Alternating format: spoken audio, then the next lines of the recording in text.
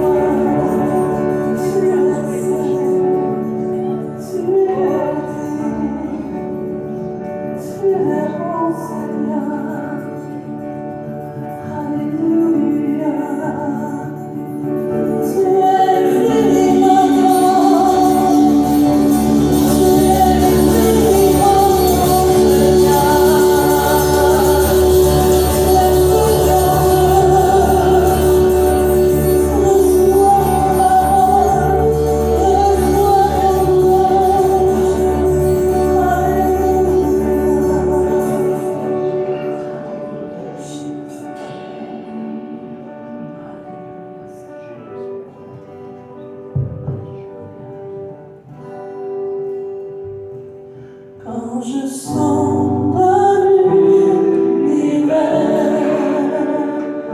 les astres que tu as créés, les océans, les mers, tout me révèle ta majesté. Alors mon âme veut se crier.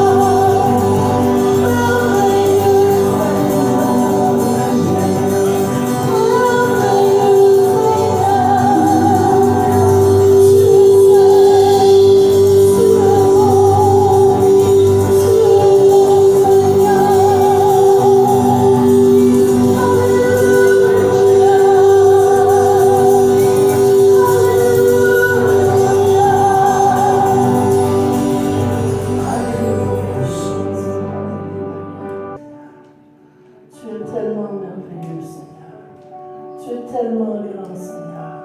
Tu es bon pour nous, Seigneur. Tu nous parles, Seigneur. Alléluia, Jésus. Alléluia. Seigneur, tu es encore plus grand que nos paroles. Tu es encore plus grand que comment on peut s'exprimer, Seigneur. C'est difficile de parler de ta grandeur parce que c'est plus grand que notre connaissance. C'est difficile de parler comment tu es merveilleux, Seigneur, parce que tu es plus merveilleux qu'on ne peut jamais l'imaginer, oh Dieu. Mais Seigneur, on te demande d'écouter notre cœur, Seigneur. Notre cœur qu'on dit qu'on t'aime, Seigneur. Notre cœur qui te dit combien tu es merveilleux, Seigneur, combien tu es grand. Alléluia, Jésus, Alléluia. Comment exprimer?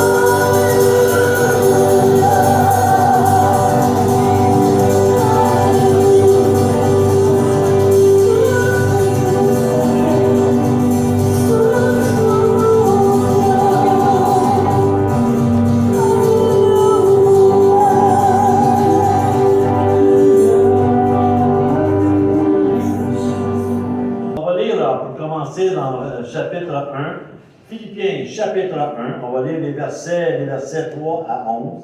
Le message que j'ai agi ce matin, c'est la suite du message qu'on avait eu il y a 2 semaines.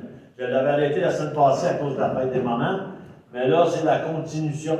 Je ne sais pas s'il y en a qui s'en souviennent, donc j'avais dit que vu que c'était, en s'en allant, c'est la saison de la culture, on voyait partout les champs être labourés, et on voyait les hommes qui travaillaient la terre, et puis pour la préparer pour avoir des légumes ou des fruits quelconques. Donc, c'est pour ça que dans ce temps pas de récolte, mais dans ce temps de semence, de labourer la terre, je disais que l'Église elle a besoin également d'être labourée. Parce que l'Église elle a besoin, à chaque moment, de travailler la base, de travailler qu'est-ce qu'on a pour qu'on puisse aller chercher ce fruit et ce légume-là que le Seigneur veut pour chaque Église. Donc, on avait vu en Philippiens, on va le lire pour te mettre en contexte. Donc, Philippiens 1, 3 à 10, c'est Paul dit « Je rends grâce à mon Dieu toutes les fois que je me souviens de vous. Je ne cesse en toutes mes prières pour vous tous de prier avec joie, à cause de la part que vous prenez à l'Évangile depuis le premier jour jusqu'à maintenant. Je suis persuadé que celui qui a commencé en vous une œuvre bonne en poursuivra l'achèvement jusqu'au retour du Christ de Jésus. Il est juste que j'ai pour vous de telles pensées, parce que je vous porte dans mon cœur, et que dans mes chaînes, comme dans la défense et l'affermissement de l'Évangile, vous participez tous à la même grâce que moi. Car Dieu m'est témoin que je vous chéris tous avec la tendresse du Christ Jésus, et ce que je demande dans mes prières, c'est que votre amour abonde de plus en plus en connaissance et en vraie sensibilité. Verset 10, qu'ainsi vous sachiez apprécier ce qui est important afin d'être sincère et irréprochable pour le jour du Christ, rempli de fruits de justice qui vient par Jésus-Christ à la gloire et à la louange de Dieu. Seigneur, je te remercie pour ta parole ce matin. Merci pour Paul. Paul, Seigneur Dieu, que malgré ses souffrances, malgré qu'il était en prison, malgré, Seigneur, qu'il était dans les chaînes, a pu écrire, Seigneur, cet article sous la présence de ton Saint-Esprit pour venir parler à nos cœurs aujourd'hui. Alors, Seigneur, bénis ta parole ce matin, Père, au nom de Jésus, ton Fils. Amen. Donc, l'épître à Philippe, aux Philippiens, c'est une belle épître. C'est une belle église. L'église de Philippe, c'est vraiment une belle église que Paul n'a rien à se reprocher. Et puis Paul, il regarde l'église de Philippe, puis il est dans la joie, puis il aime l'église parce que, alors que c'est lui-même qui a fondé l'église de Philippe, il voit qu'à Philippe, l'église, elle est bonne. L'église, elle avance. L'église, elle est saine. Tout ce qu'il y a des enseignements de Paul, ils les ont gardés. Donc, l'église, pour Paul, est content.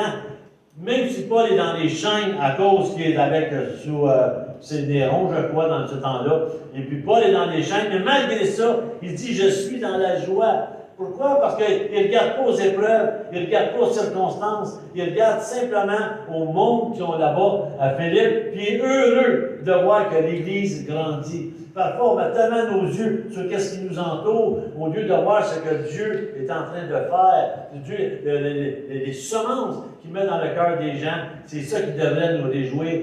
Quoi que ce soit, on en a vu là 2 semaines, lorsqu'on en a parlé pendant, là, je vais juste faire un petit résumé pendant 3-4 minutes pour nous remettre un peu dans le contexte. Donc, c'est une bonne église. C'est la première église que Paul a fondée en Europe. Peut-être pour ça qu'il s'est contre son petit bébé. Mais c'est une église qui allait bien, et puis qui va bien. Et puis, il y a Épaphrodite qui vient. Épaphrodite, c'est un collaborateur qui était à l'église de Philippe, qui vient voir Paul en prison. Malheureusement, il apporte comme pas des mauvaises nouvelles, mais il dit tout ce qui se passe à Paul, puis Paul il remarque quelque chose, que l'Église est en danger. L'Église est en danger de perdre ce qu'elle a, parce qu'elle a des ennemis qui sont là dans l'Église, et puis qui attaquent l'Église. Puis parmi des choses qui attaquent l'Église, vous savez, on avait vu il y a 2 semaines qu'il y a 3 choses qui attaquent l'Église. Premièrement, tu as l'ennemi naturel, Satan qui attaque nos églises.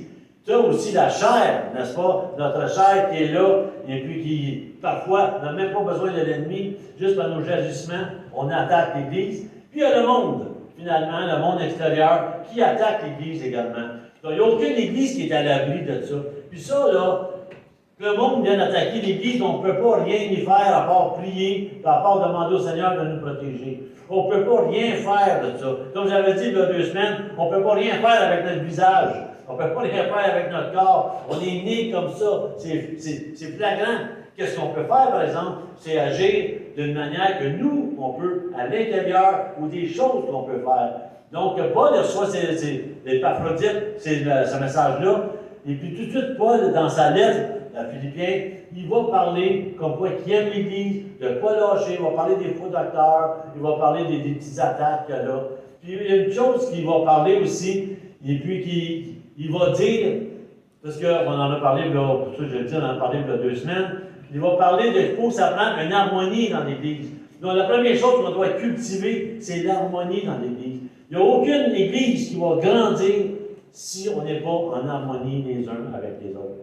Il faut que ça soit ensemble, pas être tous la même pensée, tous être d'accord, tous penser pareil. C'est pas ça qu'il dit Paul. Paul il dit il faut qu'on ait une harmonie. Autrement dit, ça se peut qu'il y ait quelqu'un à côté qui ne pense pas tout à fait comme nous pour quelque chose. Mais ce n'est pas une raison de murmurer, ce n'est pas une raison de faire des choses, ce n'est pas une raison que tu arrives dehors ensuite et puis que tu commences à parler, ça prend de l'harmonie. C'est ça que ça prend. Puis là, Paul en parle un peu dans un chapitre, quand il parle de Évodie, puis il parle de Syntyche. C'est 2 femmes qui sont dans l'église de Philippe, puis Paul, il dit rien de mal de eux. Il ne dit pas que des mauvaises doctrines, c'est des mauvaises chrétiennes, ou ils ont fait plein de mauvaises choses. C'est pas ça qu'il dit. Paul, il dit, c'était mes collaboratrices dans cette église-là. Mais il y a un problème entre les 2 femmes. C'est pour ça que Paul retourne l'Épaphrodite avec d'autres personnes, puis il demande à l'Église, réglez le problème, s'il vous plaît. Aidez-leur, pas les juger, pas frapper sa tête, mais aidez-leur à se réconcilier afin que l'harmonie règne. Quand l'harmonie règne, l'ennemi, il arrive de différentes façons, puis il est barré. Mais quand l'harmonie ne règne pas, on sait qu'est-ce qui arrive, les églises, ils sont détruites. On a vu ça il y a 2 semaines. On a vu également que il y a 2 semaines aussi, cultiver un esprit de joie. Quand il parlait dans Philippiens 4, verset 4, il va parler, Paul, d'être dans la joie. Réjouissez-vous toujours dans le Seigneur. Je le répète, réjouissez-vous toujours. On a même chanté en dernier, quand on parlait de guérison et tout ça, ce matin. Pourquoi toujours se réjouir? Parce qu'on a vu il y a 2 semaines que l'épître de Philippe, on l'appelle même l'épître de la joie. Paul il dit qu'il faut toujours se réjouir, même des circonstances quand ça va mal. Il faut se réjouir. Pourquoi se réjouir? Peut-être pas parce que ça va mal dans notre corps ou ça va mal dans le monde, mais se réjouir parce qu'on est sauvé. Se réjouir parce qu'on a un Dieu puissant qui est avec nous, qui nous garde, qui nous aime. On peut être dans la joie parce que Dieu pourvoit. Dieu pourvoit toutes sortes de choses. Parce que les gens ce matin disent il ne pourvoit pas tant que ça. Je ne sais pas, mais je vous regarde tout ce matin. Vous avez tout l'air bien important. Vous avez l'air quand même avec des belles couleurs de la peau. Je suis certain que vous avez mangé cette semaine, vous avez mangé hier, vous avez sûrement dormi. Vous savez, on est bénis. Puis parfois, parce qu'on n'en rend même pas compte, puis on est dans une tristesse parce qu'il nous arrive une petite chose. Paul était en prison quand il écrit ça. Il était dans les chaînes. Mais malgré tout ça, il était dans la joie. Il était dans la joie parce qu'il savait qui il était, puis il savait qu'il était dans les chaînes à cause de ce qu'il prêchait. Et puis, je ne dis pas qu'il n'était pas des fois malheureux, je ne dis pas qu'il n'était pas triste des fois de voir sa condition, mais il était dans la joie quand il pensait aux frères et aux sœurs. C'est qui d'autre? Pierre qui était en prison, puis alors qu'il était en prison, il chantait, puis les chaînes ont tombé, tout ça. Vous savez, quand tu es dans la joie, il n'y a rien qui peut venir t'attrister parce que tu es heureux. Même que des fois on reçoit des mauvaises nouvelles, il faut rester dans la joie parce que notre Dieu, c'est lui qui a notre vie entre les mains. Puis c'est lui qui va faire ses plans à lui. On est vraiment béni d'être vraiment dans ses mains. On a vu ça il y a 2 semaines. Le troisième qu'on avait vu, le dernier qu'on avait vu il y a 2 semaines, c'est cultiver un esprit de contentement. Il faut se contenter. Ça, c'est dur, parce qu'on vit dans une société où on ne se contente plus maintenant. Tu veux, si tu l'as, tu es content. Tu veux autre chose. Tu veux autre chose. Ça, c'est comme dans les sports. Hein? Tu as des sports, avant qui étaient des sports dangereux ou des sports. Là, ben, ça, c'est des sports extrêmes. Après ça, c'est des sports extrêmes. Tu n'es jamais content. Tu n'es jamais content de ce que ça arrive, même dans le peuple chrétien. Tu n'es jamais content de ce que Dieu te donne. Tu sais, Dieu te donne à manger. Non, je veux un steak. Mais Dieu va te donner un steak. Non, je veux un homard. Non, je veux ci. Non, je veux ça. Tu sais, on est là. Même Paul a dit, j'ai appris à me contenter dans l'état où je me trouve. Parfois, tu dis, moi, j'ai pas grand-chose, Seigneur.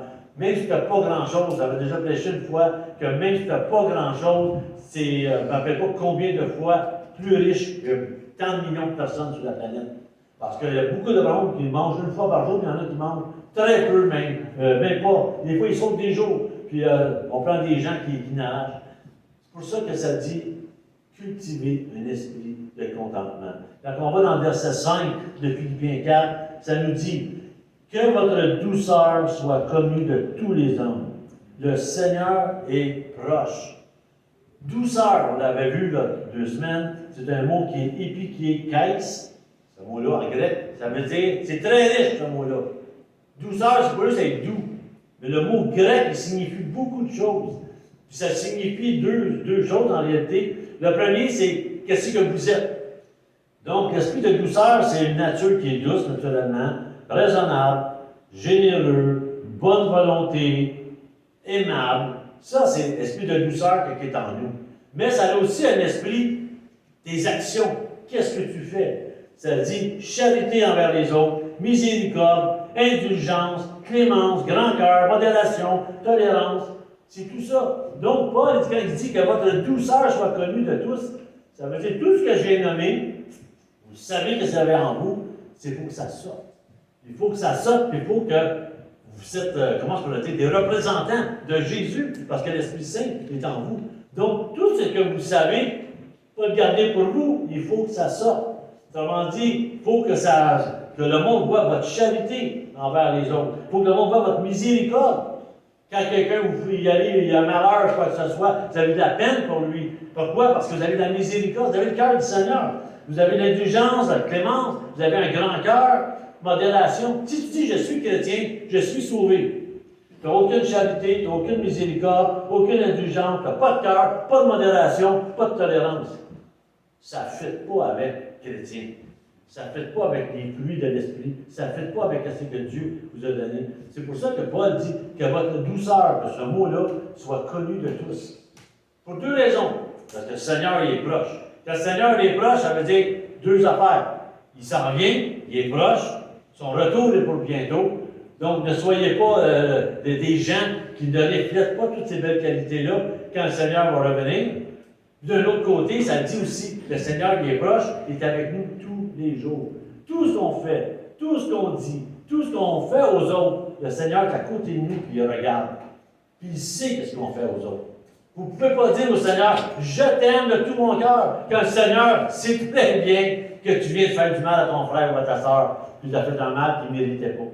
Donc c'est pour ça que pour faire attention, l'esprit de contentement, il faut le cultiver. J'avais fini avec ça il y a 2 semaines. Puis je répète ma petite liste parce que ça nous fait réfléchir.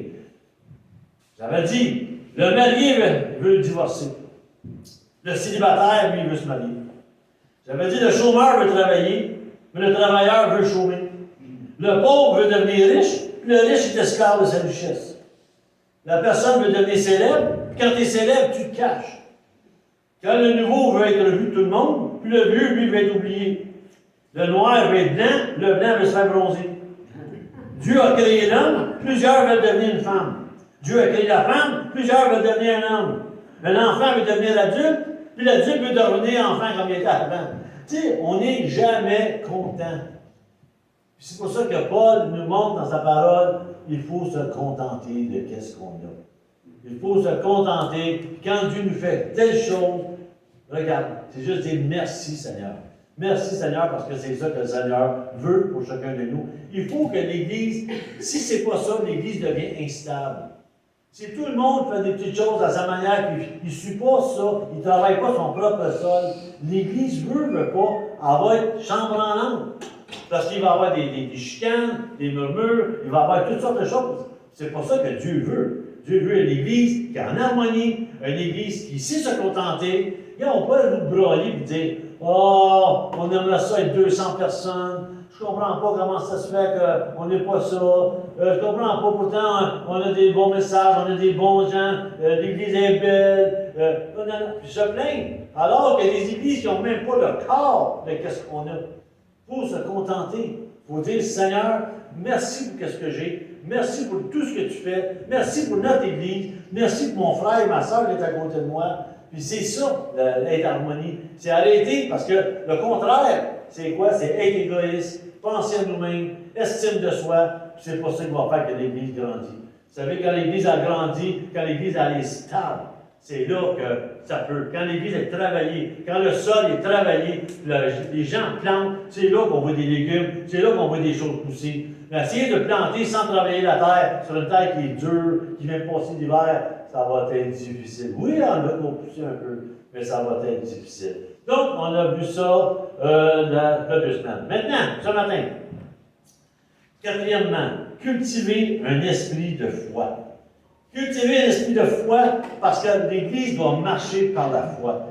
Comme on l'a fait ce matin, j'ai fait exprès pour que je devais en parler de Linda ici, mais c'était trop important pour moi à mon cœur, j'en parle tout de suite après. Mais marcher par la foi, c'est ça qui va faire la différence avec un autre. L'Église doit marcher par la foi. Elle ne doit pas marcher sur des choses vraiment steady puis dire oh, non, non, non. Il faut marcher par la foi. Notre Dieu est grand. Notre Dieu l'a mentionné. Jésus, combien de fois a dit il faut marcher par la foi. Ça veut dire lorsqu'on sème, ça soit en dîme, lorsqu'on sème en temps, lorsqu'on sème en n'importe quoi, il faut marcher par la foi et dire le Seigneur va te servir, le Seigneur va faire quelque chose de grand avec ce que j'ai. Puis malheureusement, les épreuves, comme on disait tantôt, ça fait partie de la vie. Les épreuves, c'est ça qui nous fait grandir. Il faut marcher par la foi, même si on a des épreuves. Parce que souvent, qu'est-ce qui arrive, c'est que le monde, oui Seigneur, oui Jésus, oui Saint-Esprit, aussitôt qu'il y a une épreuve, hop, c'est fini. Il reste à la maison, c'est comme, il est où le Seigneur, il est où le Saint-Esprit, ça ne marche plus. Non, non, j'en ai l'épreuve. Viens pas me parler, là, j'y crois plus. Jusqu'à temps que le Seigneur le touche, ben là, il croit encore. C'est pas comme ça qu'on va faire une église qui est stable. On va faire une église plutôt qui se plaint, qui vient plein, qu'elle se vide, plein, dépendamment comment on file. C'est pas ça que le Seigneur nous demande de faire. Les épreuves, ça fait partie de la vie. Elle en a eu des épreuves. Elle s'est accrochée, on en voit des fruits. Je suis en train de lire un livre de David Wilkerson, et puis c'est un livre, entre autres, qui s'appelle La victoire à travers les épreuves. Laissez-moi vous dire, beaucoup d'épreuves que j'ai vues dans le livre, ça finit pas toujours bien. Il y en a là, qui priaient pour leur enfant, puis l'enfant il est mort. Il y en a qui priaient pour leur mari ou leur femme, puis la personne est décédée. Mais malgré ça, premièrement, ils sont heureux parce qu'ils ont pu accepter le Seigneur, puis vraiment à mourir dans un endroit, on va tous mourir, on n'a pas le choix. Il y en a qui partent avant nous autres, puis c'est comme ça. Mais il y a eu des épreuves, quand tu perds un enfant, et tout ça. Vous savez, c'est des épreuves qui étaient difficiles. Quand moi, là, ma pire épreuve de ma vie, la pire épreuve, c'est quand mon propre fils est mort.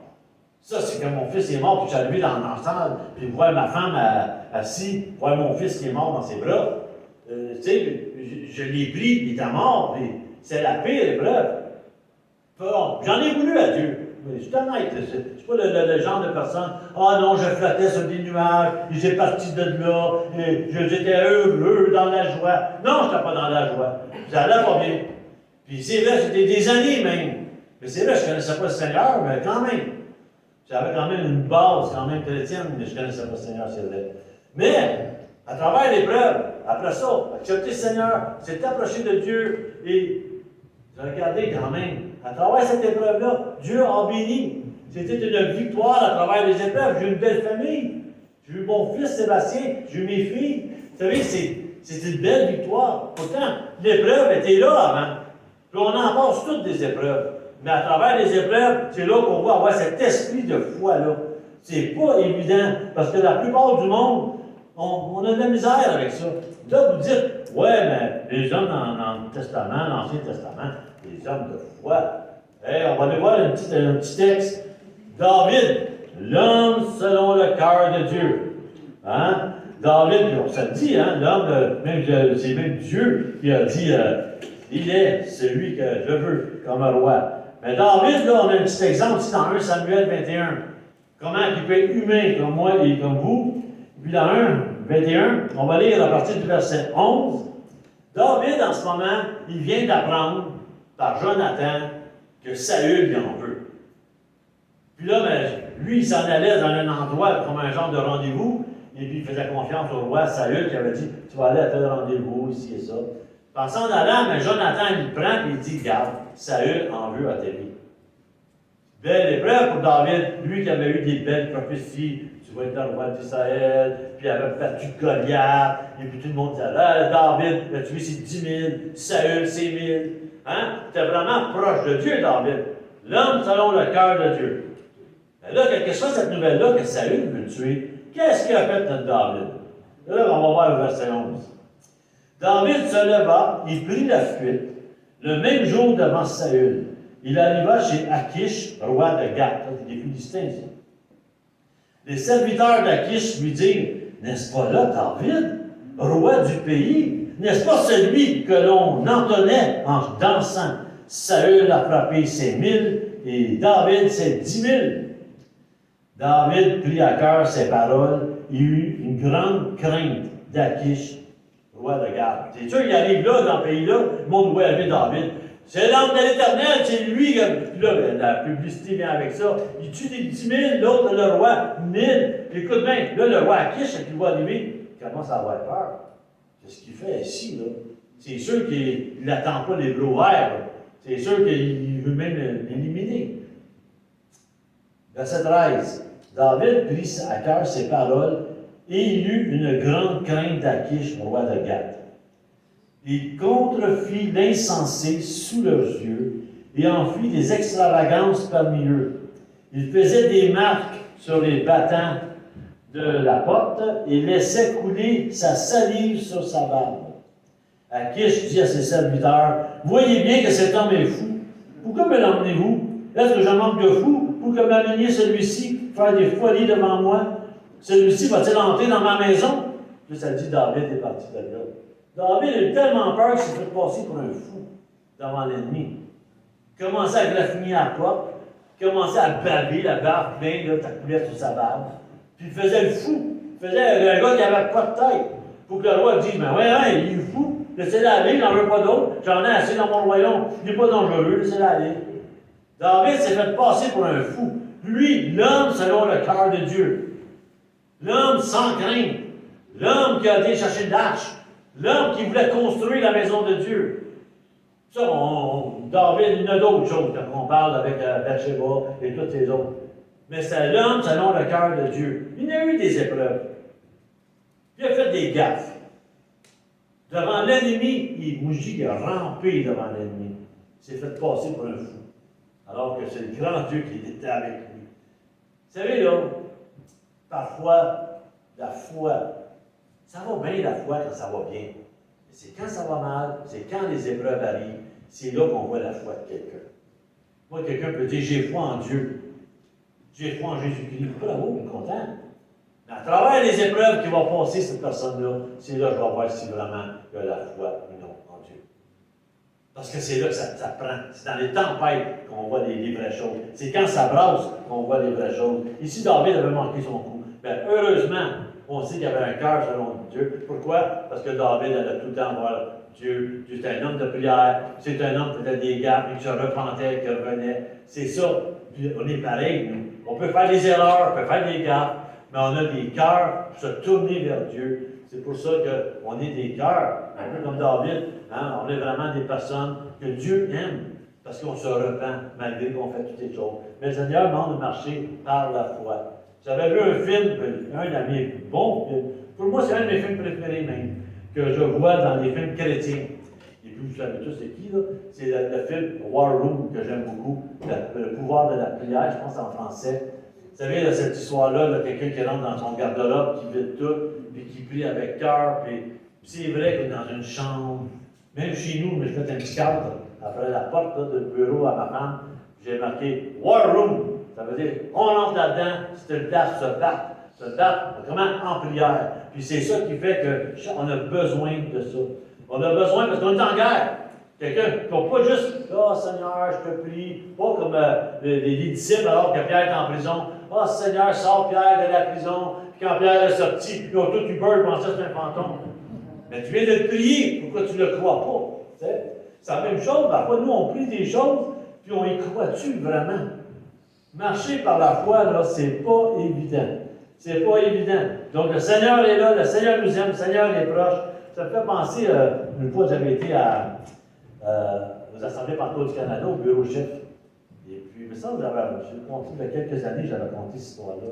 Et puis, on a reçu un invité qui s'appelait Éric Dufour. Éric Dufour, c'est un homme qui est en France, puis c'est un thérapeute. Puis, il vient beaucoup pour faire des conférences de couple, puis de la thérapie, puis tout ça de choses. Et puis, il est venu nous rencontrer aux Assemblées Pentecôtes du Canada, au bureau chef. On avait eu un genre de petite réunion avec lui, puis on parlait, puis tout ça, puis il nous expliquait des choses. Puis il nous avait parlé de la foi. Et puis il nous avait donné un exemple à ce moment-là. Et puis je m'en souviens, mais pas des détails, mais il disait que c'était un funambule. Vous savez, un funambule, c'est quelqu'un qui marche sur une corde, avec un genre de poteau, là. Puis là, il s'en va, puis il marche sur la corde. Il y a eu des films qui se sont faits avec ça, là. Mais lui, il disait que, je ne me rappelle pas, puis, en tout cas, c'est un peu véridique ou non. Mais il disait, d'après moi, c'était véridique, parce qu'il disait que c'était un homme qui traversait l'eau, puis en dessous, il y avait des rapides, puis des rivières qui étaient dangereuses. Puis lui, il traversait ça. Et puis alors, je pense que c'était au chute Niagara, mais je ne suis pas sûr. Et puis, il traversait ça, lui. Puis là, il demandait au monde, pensez-vous que je suis capable de traverser ça? Le monde, oui. Le monde avait toute la foi. Oui, tu es capable, je sais que tu es capable, tu vas traverser. Puis il a traversé une fois, traversé deux fois.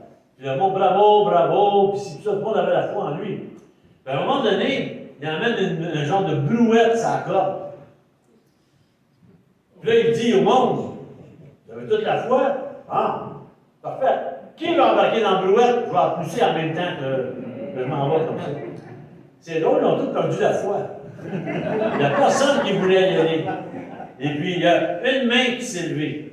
Une main qui s'est levée. C'était sa mère. C'était sa mère.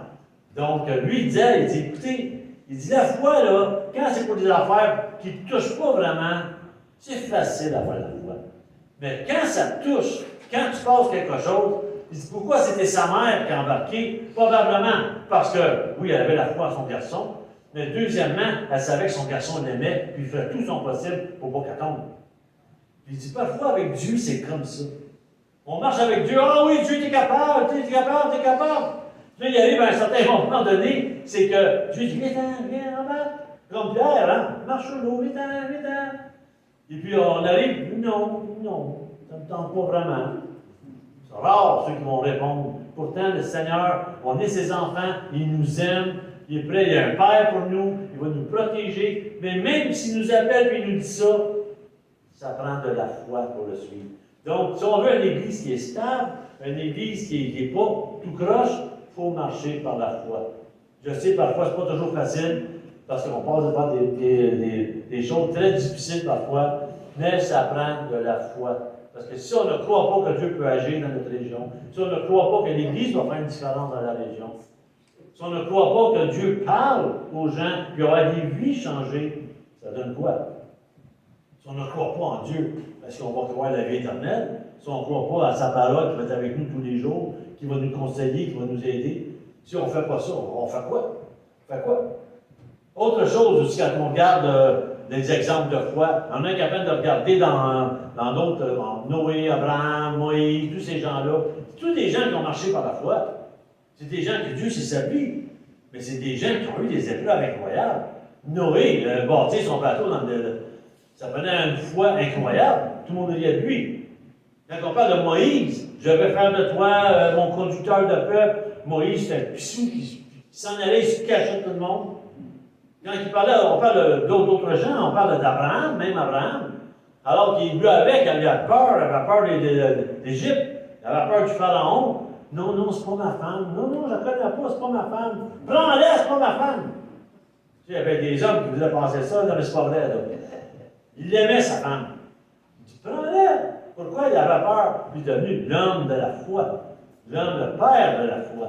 Vous savez, là, la foi, c'est quelque chose que Dieu a. C'est quelque chose que Dieu dépose en nous. On peut s'en servir ou non.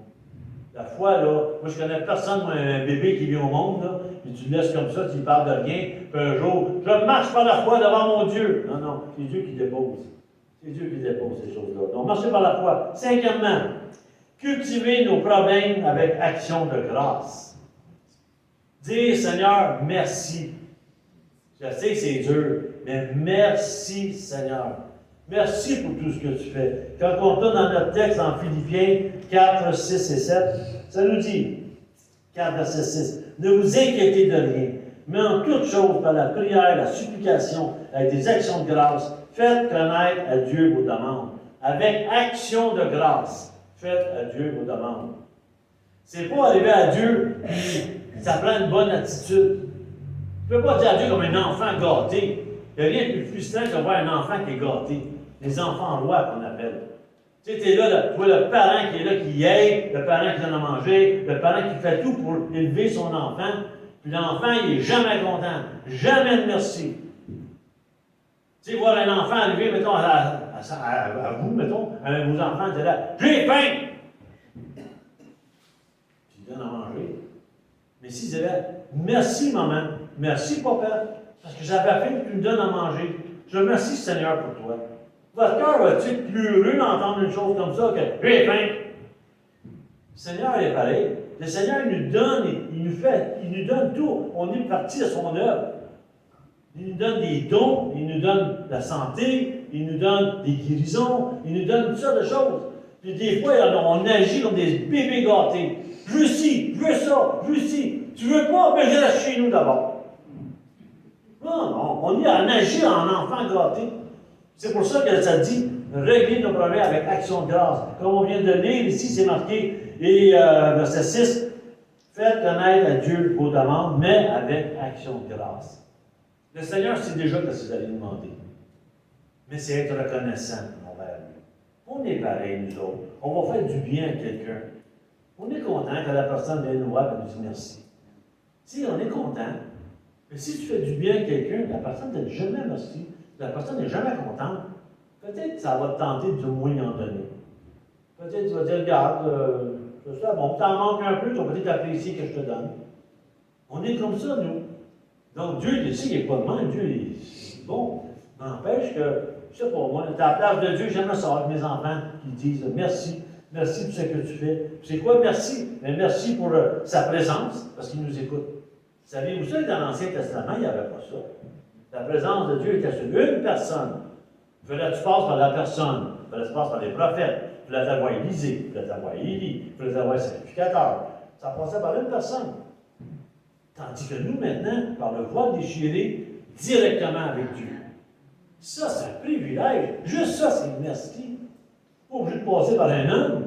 Pas obligé de passer par une organisation pour aller voir le Père directement. Ça, juste ça, c'est un merci. Merci pour la provision de Dieu. Dieu pourvoit. Même si des fois on ne pense pas, Dieu pourvoit. Encore hier, je nourrissais les nourritures d'oiseaux que j'ai dans le cours, les deux affaires. Je nourrissais, là je voyais les oiseaux venir manger. Puis je me disais, si vous saviez, c'est moi qui ai mis ça là. Si je n'avais pas mis ça là, il n'y aurait rien à manger ici. Les autres, ils ne savent pas, ils mangent. Ni le père, on est pareil. On profite, on ne s'en rend même pas compte. Combien d'enfants qui profitent de leurs parents, ça ne rend même pas compte tous les sacrifices que les parents ont fait pour les enfants. On ne s'en rend pas compte. On est égoïste. Me, myself and I, right there. Moi-même. On pense à moi. Qu'est-ce que ça va me donner, moi? Qu'est-ce que ça va me donner, moi, l'Église? Qu'est-ce que ça va me donner, moi, ça? Ah, si je vais là, qu'est-ce que ça va me donner? Si je fais ça, moi, puis moi. Quelqu'un, un frère, une soeur, reçoit une grande bénédiction, puis moi. On est tout le temps comme ça. Il faut dire merci, puis apprécier ce que Dieu fait. Apprécier ce que Dieu nous donne. Apprécier tout ce qu'il fait. Parce qu'on est béni en lui, même si parfois on ne s'en rend pas compte. Sixièmement, cultiver des vertus spirituelles. 4.8, ça nous dit, au reste, frères, que tout ce qui est vrai, tout ce qui est honorable, tout ce qui est juste, tout ce qui est pur, tout ce qui est aimable, et tout ce qui mérite l'approbation, ce qui est vertueux et digne de louange, soit l'objet de vos pensées. Wow! Tout ça fasse l'objet de nos pensées. Ça me fait penser, il n'y a pas tellement longtemps, j'ai le câble à la maison, je fais affaire avec Vidéotron. Là, j'allumais la télévision pour voir la météo, tout ça. Là, je regardais, puis il n'y avait rien. Voyons non, il n'y avait rien. Puis là, je regarde la boîte, puis là, il y a un fil, ça dit input. Là, ça veut dire, ça vient de Vidéotron, ça rentre dans ma boîte. Puis un fil qui sort de la boîte, ça va à la télévision. Donc, automatiquement, c'est qu'il y en a un qui rentre, puis il y en a un qui sort. Puis là, je regardais, ça ne fonctionnait pas. Là, plus j'appelle là-bas, puis régler le problème à distance, ci, puis ça. Justement, ma boîte, ça ne fonctionnait pas, elle était défectueuse. Donc, tu avais beau rentrer, qu'est-ce que tu voulais, il n'y avait rien qui sortait. Puis parfois, ce que Dieu nous demande de faire, c'est qu'est-ce qui rentre, c'est supposé sortir. Qu'est-ce qui rentre la parole de Dieu, c'est supposé de sortir. C'est pour ça que Paul est en train de dire, on doit avoir des vertus, on doit avoir des choses spirituelles. Puis ces choses-là, verset 8, il dit, tout ce qui est juste, ce qui est pur, ce qui mérite l'approbation, ce qui est vertueux et digne de louange, soit l'objet de vos pensées. Pourquoi l'objet de vos pensées? C'est parce que c'est du cœur. C'est qu'est-ce qui rentre dans vos pensées, c'est ça qui sort. Si tout ça fait partie de toi, quand ça va sortir, ça va être des belles choses. Mais si ça rentre en toi, toutes des cochonneries, mais tu parles, ça va être des cochonneries. Puis Dieu nous demande, faire attention pour cultiver ces vertus-là. Il faut étudier la parole. Sinon, on deviendra, ça ne marchera pas. Dans Marc 7, verset 21-23, ça nous dit, car c'est du dedans, c'est du cœur des hommes que sortent les mauvaises pensées. Prostitution, viol, meurtre, adultère, cupidité, méchanceté, ruse, dérèglement, il y en a dessus, envieux, blasphème et toutes ces choses mauvaises sortent du dedans et rendent l'homme impur. On dit dans le contexte, les autres, ils parlaient de la nourriture, ici, ça. N'empêche que c'est du cœur. Quelqu'un qui se nourrit de bonnes choses va sortir des bonnes choses. Quelqu'un qui se nourrit de murmures va sortir des murmures. Quelqu'un qui va se nourrir, ça va être ça qui va sortir. J'ai déjà, je pense que ça, il y a quelques années, j'avais parlé d'une histoire que j'avais lue. L'histoire disait que c'était, je ne me rappelle pas de l'auteur, elle disait que c'était un monsieur, un vieux monsieur qui était une station-garage. Et puis, il se berçait parce qu'il avait juste ça quasiment, il avait juste de l'essence à donner. Et puis, il se berçait, puis il était sur la route à l'entrée d'une ville. Puis lui, alors qu'il était là, il voyait tout le monde rentrer, tout le monde sortir, il connaissait tout le monde. C'est un vieux monsieur, ça faisait longtemps qu'il était là. Puis à un moment donné, sa petite fille, elle vient s'asseoir avec lui, puis il se berçait, regardait les voitures passer, puis il avait du bon temps ensemble. D'un coup, il y a un monsieur qui passe, et puis il vient gazer, puis c'est un monsieur avec une voiture assez imposante, ci puis ça, puis le monsieur ne le connaissait pas. Puis il met son essence, puis là, le gars, il sort, il dit « Ah, je me cherche une place pour venir rester, je me cherche une ville. » Il dit « Quelle sorte de ville que vous avez ici à côté? » Ben, le monsieur le pompiste, il dit « Ben, regarde. » Il dit « De quelle ville tu sors? » Mais là, moi, je sors d'une grande ville, le monde sont là, ils se font des méchancetés, il y a du vol, des meurtres, puis tout le monde se biche un et l'autre, mes voisins, ça se tire arrière, puis tout ça d'affaires. J'en veux plus là, de ça, puis je me cherche une autre ville. Je dis, comment gagner votre ville? Monsieur le regarde, il dit, votre ville, la ville qui est là, elle est pareille comme celle que vous avez quittée. C'est pareil. Le gars, le triste s'en va. Il y en a un autre qui arrive pas longtemps après, et puis la même chose. Regarde, c'est une famille. Puis après, la famille sort, puis il dit on veut déménager parce que j'ai un emploi, je pense, dans le coin. Puis il dit ça prend une nouvelle maison.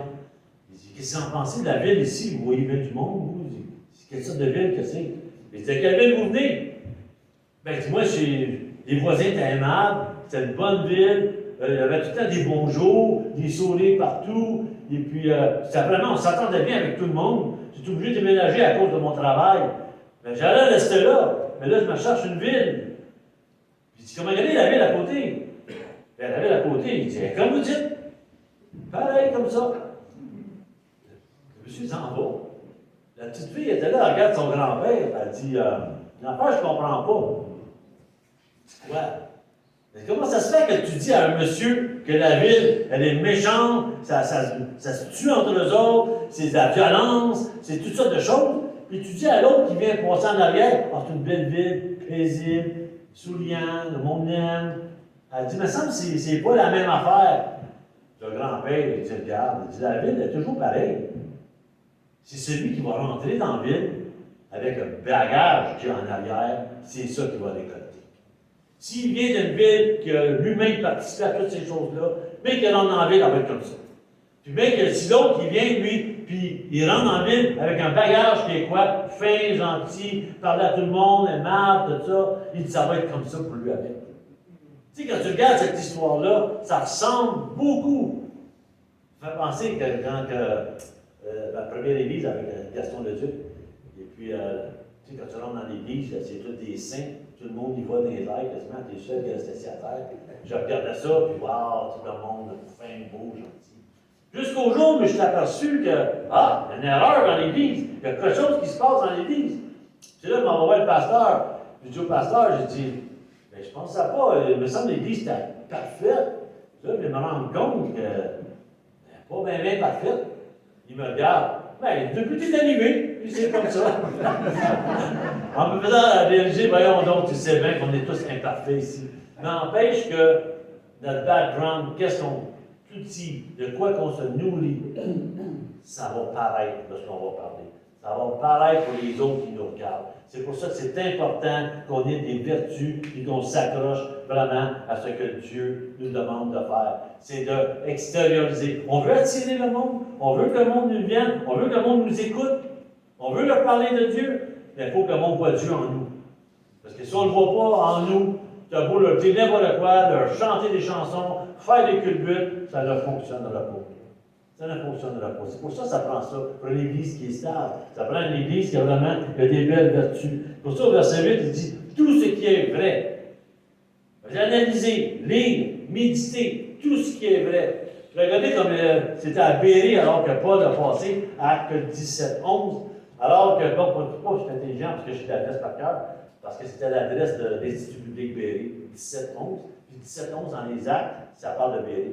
Et puis, c'était ça l'adresse de l'Institut. Mais ça disait que les autres examinaient les Écritures pour voir que ce qu'on leur disait, c'était vrai. Donc, tout ce qui est vrai, ça veut dire, quand on vous dit quelque chose, vérifiez, voir si ce que je dis, c'est vrai. Si c'est vraiment écrit, si c'est vraiment dans le bon contexte. C'est ça qu'on fait le mercredi. On regarde les contextes, dans le temps, les contextes aujourd'hui, on essaie de regarder ça, voir si le texte dit vraiment ce qu'on pense. Tout ce qui est honorable, noble et respect. Tout ce qui est juste, conforme à la loi de Dieu. Tout ce qui est pur, saint, sans tache, le Seigneur. Tout ce qui est aimable, tout ce qui est l'approbation, vertueux et digne de louange. Puis dernièrement, je vais finir avec ça. Septièmement, c'est cultiver l'obéissance aux normes de Dieu. Les normes de Dieu. Dieu a des normes. Et si vous avez quelque chose, quand on regarde dans notre milieu de travail qu'on est, on a les normes du travail. Les normes du travail, c'est des règles. Des règles pour les journées fériées, des règles pour les salaires, des règles pour les heures de travail, des règles pour les temps supplémentaires, des règles pour toutes sortes de choses, pour l'âge, la retraite, toutes sortes de choses. Les normes du travail sont là pour respecter. Dieu a des normes également. On ne peut pas rire de Dieu. Moi, si je prends mes employés, puis je ne les traite pas selon les normes du travail, je vais avoir des lettres et des réprimandes sur le dos. Tous les employeurs le savent. Mais nous, parfois, les croyants, on fait des choses, puis c'est pas bien grave, les normes de Dieu. Mais laissez-moi vous dire une chose, c'est que les normes de Dieu sont vraiment importantes. Elles sont importantes parce que Dieu veut vraiment qu'on les suive. J'ai été tellement attristé cette semaine. Attristé parce que j'ai vu aux nouvelles, et puis qu'il y avait un pasteur de Québec, je pense, qui a fait des choses incroyables dans son église, qui a fait je vous en parle, là, je ne sais même pas son nom, mais il a fait des choses incroyables dans l'église, et puis l'abus, puis tout ça, je pense qu'il y a l'abus sexuel. Puis là, il s'est sauvé dans son pays. Quand tout ça a éclaté, il s'est sauvé dans son pays. Là, c'est sa femme-là, le monde, il s'est sauvé. Je disais, voyons donc, c'est un pasteur. Voyons donc. Après ça, ben, je vais lire un livre. Un livre, c'est un de mes anciens employés qui travaillait au Fort de Paix. Il fallait écrire un livre. Elle a écrit un livre sur une église que je connaissais parce que c'était une église à Montréal. Et puis, je ne vais pas rentrer dans les détails partout, là. Mais encore là, je commence à lire le livre.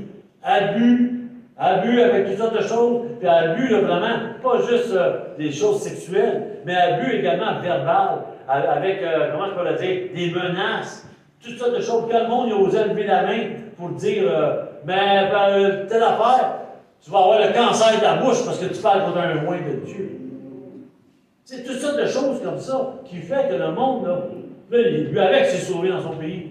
Vous savez, quand tu regardes ça, tu te dis, mais voyons donc. Nous, on est là, on essaie de faire des belles choses, on essaie d'être vrai, puis tu regardes ces gens-là à côté qui viennent jeter, écoutez, là, toutes les semences qui ont eu lieu dans les deux places, des églises quand même assez importantes, qu'aujourd'hui, là, ça a viré contre Dieu. On se fait passer pour des gourous, on se fait passer pour toutes sortes de choses. Quand tu dis, tu es quasiment en peur de dire, je suis pasteur. Parce que le monde, tout de suite, va penser au gars de Québec ou au gars de Montréal. Ils vont penser à des abuseurs. Ils vont penser à des gars qui briment le monde.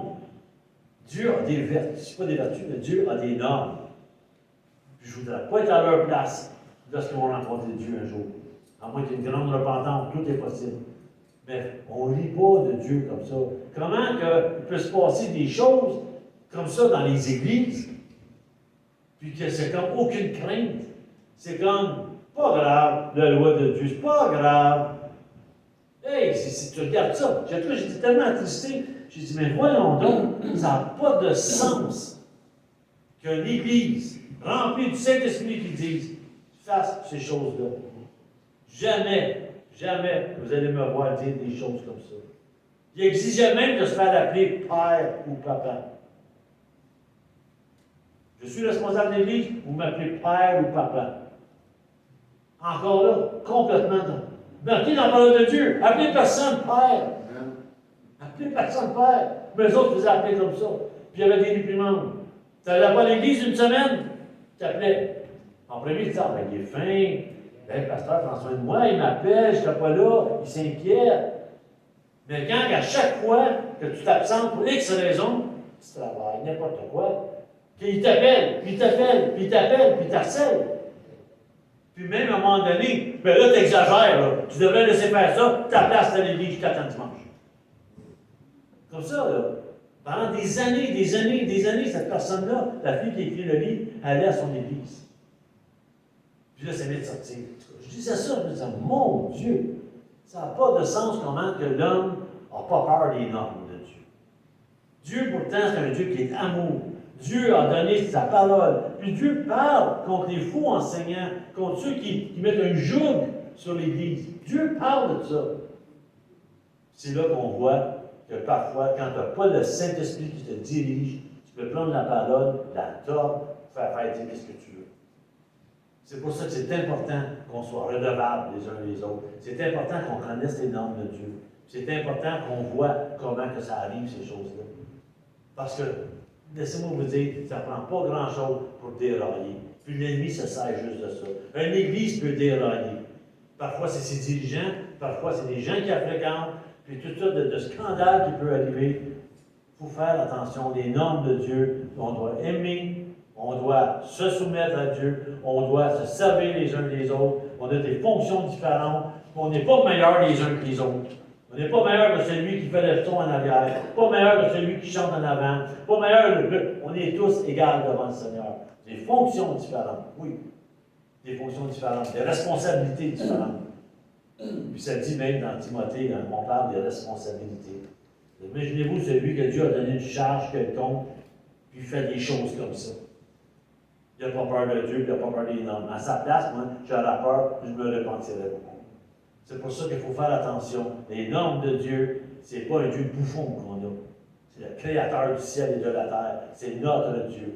Puis la belle chose qu'il veut, il veut simplement que son Église puisse prendre position puis qu'elle puisse porter des vrais fruits. Donc c'est pour ça qu'une Église est instable. Il y a toutes sortes de choses qui vont pousser. Mais une Église qui est stable, elle va pousser. Même si elle est petite, elle va produire des beaux fruits, des fruits qui vont aller jusque dans l'éternité. Amen. Amen. Amen. Seigneur, te rends grâce, Seigneur. Merci, Seigneur, de ta présence ce matin. Merci de l'apôtre Paul, qui nous a écrit, Seigneur, alors qu'il était dans les chaînes, qui nous a écrit, Seigneur, pour simplement nous avertir. C'est des lettres d'avertissement. Oui, l'Église va bien. Oui, l'Église, elle est belle. Oui, l'Église, oui. Mais il faut faire attention. Parce que le monde en entoure de nous. Parce qu'il y a des faux enseignants. Parce qu'il y a des gens, parfois, qui vont venir semer des choses dans l'Église. Il faut être vigilant. Mais Seigneur, on te prie de nous protéger, de nous garder. De garder chaque personne dans ce lieu ce matin. De mettre des anges en entour d'eux, les protéger contre toutes les flèches, les attaques ennemies. Parce que Seigneur, ça ne prend pas grand-chose pour détruire. Seigneur, ce que toi tu veux, c'est que ta gloire te revienne. Seigneur, je te prie pour les 2 pasteurs que j'ai entendus cette semaine, que je ne me rappelle même pas de leur nom, c'est pas important. Mais tu sais, toi, tu les connais. Tu sais ce qu'ils sont. Viens parler à leur cœur, Seigneur, avant qu'il soit trop tard. Viens parler à leur cœur pour qu'ils puissent se repentir, pour qu'ils puissent, Seigneur, se mettre en règle avec toi et respecter tes normes. Seigneur, on ne peut pas fuir loin de ta face. Alors, Seigneur, je te prie que chaque personne ici également, en ce lieu ce matin, s'il y a des choses, quoi que ce soit qu'on a à se reprocher, des choses qu'on fait ou qu'on ne fait pas, Seigneur, on met ça au pied de ta croix maintenant. On te demande, Seigneur, de nous transformer en ton image. Que ton Saint-Esprit qui est en nous puisse nous transformer, parce que qu'est-ce qu'on va dire, les actions qu'on va faire, que les gens puissent voir des beaux fruits sortir de notre bouche, puis qu'on soit des vrais, pas juste à l'église, mais autant vrai à la maison, autant vrai au travail, autant vrai dans les loisirs, mais qu'on soit vrai, parce que Seigneur, c'est ça que tu nous demandes d'être, des personnes qui sont vraies. Alors, Seigneur, bénis ton peuple ce matin, Seigneur Dieu. Bénis-les et sers-toi d'eux avec puissance. Avec puissance pour aller chercher ceux qui en ce moment souffrent, ceux qui n'ont aucun espoir, ceux qui pensent au suicide, à ceux qui pensent à toutes sortes de choses. Seigneur, sers-toi de nous, sers-toi de notre bouche, sers-toi de nos pieds, de nos mains, parce que Seigneur, c'est toi qui nous envoies dans cette moisson, alors que ton retour est pour bientôt. Alors, bénis ton peuple ce matin, Père, au nom de Jésus, ton Fils que je prie. Amen.